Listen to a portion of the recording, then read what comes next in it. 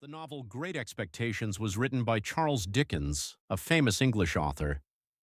The story took place in England in the 19th century. The main character is called Pip. We read about his life from childhood to manhood. The story begins when Pip was a lonely orphan. He was brought up by his sister. She was very strict and hard with him. His best friend was Joe, his sister's husband.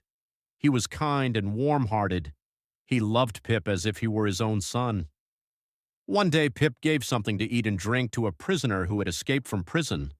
The man was recaptured by soldiers and taken away, but he never forgot Pip's kindness. Later, Pip was told that he would be given a lot of money. This was so that he could receive good education in London and become a better person. In London, Pip studied hard. He received money regularly, but he did not know where or who it came from. He lived in a flat with a young man who had little money but who worked for an insurance agent. They became friends.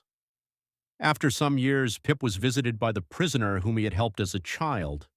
The man had been sent with other convicts to Australia and had become a very wealthy farmer there. In fact, he was the one that Pip's allowance came from. He wanted Pip to have the advantages of education and money, although he was not a gentleman himself. Actually, he was still wanted by the police in England. Pip and his friend decided that London was too dangerous for the wanted man. They thought that Pip should take him abroad.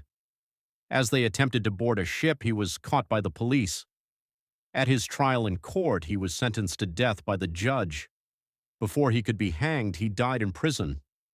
By law, all his money belonged to the government, so Pip had to find a job to support himself.